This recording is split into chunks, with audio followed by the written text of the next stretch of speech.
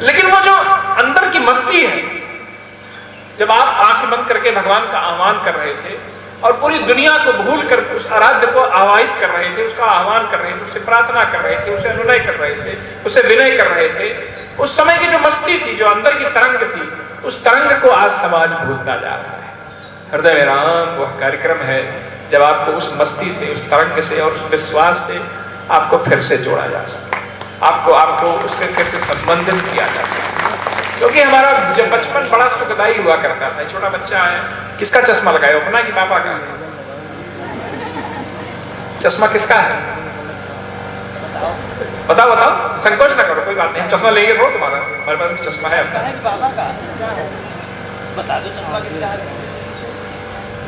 अच्छा, ये बच्चा है ना, ये चश्मा लगाए हुए तो बहुत अच्छा लग रहा था, आगे बढ़कर मुझे माला पहनाया, स्वागत किया।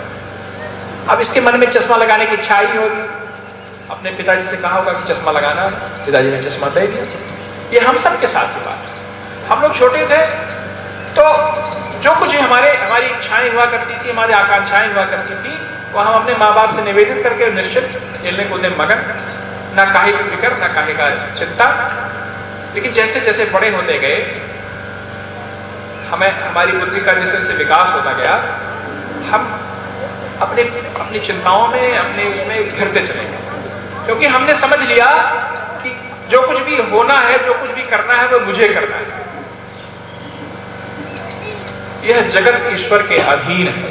ओम ईश्वरस्मिदं गुम सर्वम यत् किंचित जगत्याम जगत। यह उपनिषद का वाक्य है कि जो कुछ भी दिखाई पड़ रहा है, जो कुछ भी जगत में दिखाई पड़ रहा है, जो कुछ नहीं दिखाई पड़ रहा, यह सब भगवान से आच्छादित है, यह सब भगवान में व्याप्त है। तो हम लोगों ने जब से अपनी बुद्धि को कारगर समझा, तब से हमारी मुस्कान, हमारी प्रसन्नता हमसे छिन गई।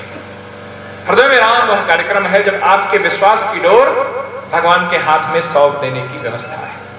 जैसे हम बचपन में निश्चिंत होकर जीवन व्यतीत किया करते थे, एक साधारण सी रेल की यात्रा करते हैं, हमारा रिजर्वेशन रहता है, ड्राइवर को देखते नहीं है कि ड्राइवर कौन सा है, कैसी गाड़ी चला रहा है, क्या उसकी योग्यता है, क्या उसकी ट्रेनिंग है, लेकिन उसके भरोसे हम लोग रिजर्वेशन की चद्दर, उस पे सीट पे अपनी चद्दर बिछाए और सो जाते हैं और सवेरे यात्रा कर लेते हैं। बहुत से लोग हवाई जहाज में यात्रा करते होंगे। हवाई जहाज में तो बीच बीच में जब बादल आता है तो थोड़ा सा वो गड़गड़ाता है, थोड़ा ऊपर नीचे होता है, तो उस समय जब डर लगता है तो पायलट की आवाज आती है कि घबराइए नहीं, आप चिंता न कीजिए, टर्बुलेंस है, अभी ये ठीक हो जाएगा। और पायलट उसमें भी नहीं दिखाई पड़ता है, वो भी कह देता है और आवाज हमारे कान में आती है, हम लोग सुन के निश्चित हो जाते हैं। जब रेल का इंजन का ड्राइवर नहीं दिखाई पड़ता और उसके विश्वास के सहारे हम रेल की यात्रा तय कर लेते हैं, जब जहाज के इंजन का पायलट हमें नहीं दिखाई पड़ता है और उसके आश्वासन के सहारे हम लोग निश्चिंत होकर यात्रा तय कर लेते हैं, तो जिसने जगत को बनाया है, जिसने दुनिया को बनाया है, जो दुनिया का संचालन कर रहा है, वो कह रहा है कि तुम्हारी संतान हो, निश्चिंत होकर प्रेम पूर्वक जीवन व्यतीत करो, तुम्हारी कोई चिंता, कोई दुश्चिंता होगी, उसका आश्रय देने के लिए मैं यहाँ पर बैठा हूँ। तो उसकी बात पर विश्वास करना हम क्यों नहीं सीख पाते हैं? एक साधारण रेल के ड्राइवर का विश्वास कर सकते हैं, एक साधारण पायलट का विश्वास कर सकते हैं, लेकिन भगवान राम का नहीं विश्वास करता। क्या है? जो निश्चिंत होकर कहते हैं कि भाई कुभाई अनख आलसहूं, नाम जपत मंगल दिस दसहूं। एक दिशा में नहीं, दसों दिशाओं में आपके मंगल करने की जिम्मेदारी भगवान लेते हैं, लेकिन आप जुड़िए तो उनसे। आपने तो कनेक्शन काट दिया है अपना, आपने तो अपना वह लाइन ही काट दी है जिससे वह ऊर्जा हमें प्राप्त हो। हृदय में राम वह व्यवस्था है, वह कार्यक्रम है जब आपकी वह डोर, आपकी वह करंट की लाइन पुनः भगवान से जोड़ दी जाए। और उसके लिए करना क्या है? क्योंकि हमारा हृदय जो है वह हमारी भावनाओं से जो संचालित होता है। जब विभीषण की शरणागत होती है तो विभीषण कहते हैं कि जब लगी वसत हृदय खलनाना, लोभ मोह मत्सर मद माना, जब लग उर न वसत रघुनाथा, धरे चाप सायक कटि भाथा। हमारा हृदय तब तक हमारी भावनाओं से आच्छादित रहेगा, हमारा हृदय तब तक लोभ मोह मत्सर से प्रभावित रहेगा, हमारा हृदय तब तक हमारी दुश्चिंताओं और विषाद से ग्रस्त रहेगा, जब तक हमारे हृदय में हमारे राम नहीं पधारेंगे। और जब हमारे राम हमारे हृदय में पधार जाएंगे तो एक निर्मल जीवन, एक स्वच्छ जीवन और एक दिव्य जीवन जीने की भूमिका बन जाएगी। और यही जीवन जीने की कला है। जो राम का हो गया उसका आनंद हो गया, और जो नहीं राम उसका हो पाया उसके लिए संकट ही संकट है, उसके लिए ग्रस्त है। आनंद की तलाश करिए, आनंद राम, प्रेम की तलाश करिए, प्रेम राम, विश्वास की तलाश करिए, विश्वास राम है। उस बागडोर को सौंप देना, अपने विश्वास की बागडोर, अपने जीवन की बागडोर उन्हें सौंप देना ही जीवन का परम ध्येय है, परम कर्तव्य है, परम लक्ष्य है। उस लक्ष्य को प्राप्त करने के लिए हम लोग यह सब आपसे आग्रह निवेदन करने का यह कार्यक्रम हम लोग चलाते हैं। देखिए, भक्ति दो चीजें, एक तो भक्ति भाव है और दूसरी उपासना है। आप कभी अपने मन को, उसकी गतिविधियों को बहुत शांत होकर उसकी जो मन में चल रहा है उसका परीक्षण करिए, तो उसमें हर चीज आपको मिल जाएगी। कितना पैसा कमाना है, कितना बैंक में है, कहाँ से आएगा, कहाँ को जाएगा, हमारे मित्र कौन है, हमारे शत्रु कौन है, हमारा किससे अच्छा रिश्ता है, हमारी आकांक्षाएं क्या है, हमारी महत्वाकांक्षाएं क्या है, हमारा लक्ष्य क्या है, यह सब बातें, यह सभी उधेड़-बुन हमारे मन में चलती रहती। आप कभी निरपेक्ष होकर इन सब चीजों का परीक्षण करें। लेकिन परमात्मा तो भाव जगत की चीज है, कभी उसके प्रति हमारी स्मृति में उसके प्रति भाव उमगता नहीं, कभी उसके गुणों के प्रति, कभी उसके रूप के प्रति, कभी उसके लीला के प्रति, कभी उसके चरित्र के प्रति हमारे मन में जब भाव उमगना शुरू हो जाए, अंदर से भाव आने लगे, भगवान है, उनकी कृपा है, उनकी करुणा है, उनकी कृपा है जो यह जीवन संचालित हो रहा है। जब भाव उमगने लगे तो समझिए कि भक्ति में आपका प्रवेश हो रहा है। और भाव ऐसे तो उमगेगा नहीं, क्योंकि हम तो कुछ संस्कारों से, हमारा वातावरण भी प्रभावित है, हम कुछ संस्कारों से भी ग्रस्त है। तो भाव उमगने के लिए प्रयास करना पड़ेगा, और वह प्रयास रामचरितमानस समस्त समस्याओं का समाधान सिर्फ 3 चीजों में बता दिया कि राम ही सुमरे गाये ही राम ही सतत सुनिए राम गुण गाने। यानी कि 3 चीज बताई गई है कि राम का स्मरण करिए, राम का गायन करिए, और जितना ज्यादा से ज्यादा हो सके उनके गुणगान का स्मरण।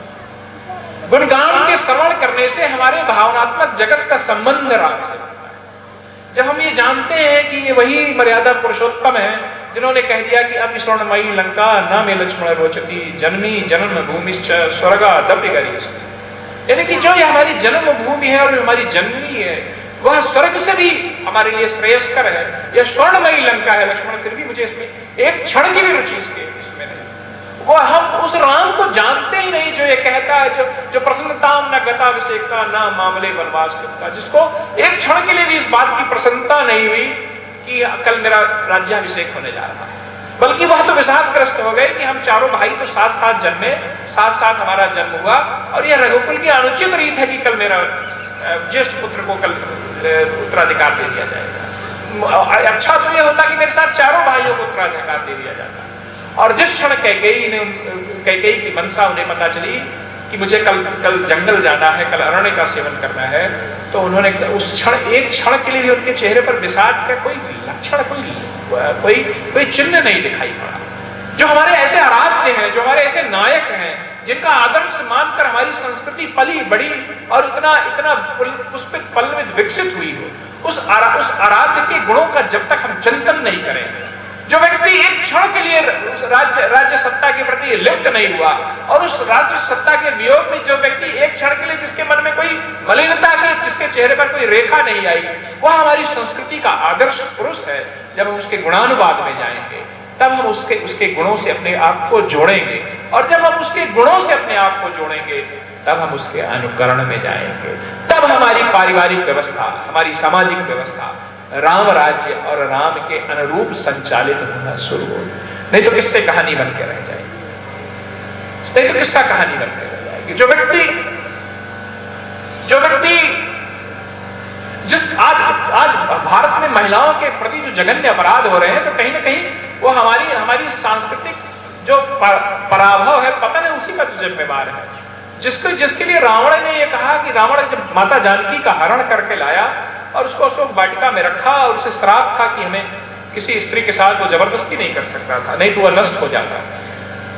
और जब मंदोदरी ने उसकी कष्ट की दशा देखी कि वह जानकी को प्राप्त करना चाहता है और प्राप्त करने के प्रयास में असफल होने के कारण बहुत दुखी है, बहुत विषादग्रस्त है, तो वह तो थी तो उसकी पत्नी ही, तो उसने कहा कि तुम ऐसा क्यों नहीं करते हो कि तुम राम का वेश बना लो और जो है मंदोदरी ने कहा कि राम का वेश बना लो और जानकी जी का वर्ण कर लो। उसने कहा कि मंदोदरी तुम्हें क्या लगता है कि मैंने राम जी का वेश नहीं बनाया था?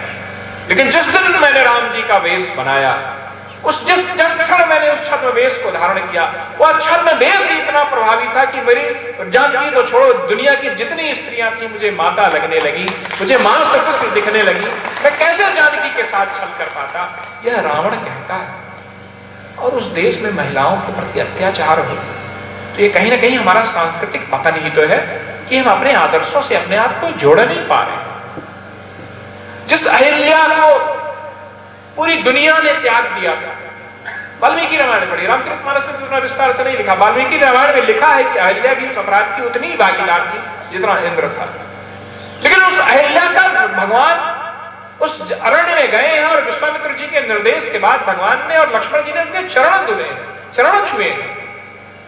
जहां पर महिलाओं को इस तरह से सम्मान दिया जाता रहा है, उस संस्कृति में महिलाओं के प्रति अत्याचार हो, तो कहीं ना कहीं हम अपने आदर्शों से वंचित लोग हो गए हैं। कहीं ना कहीं हमारे लिए वो किस्से कहानी हो गए हैं, अनुकरण की स्थिति नहीं हो गई है।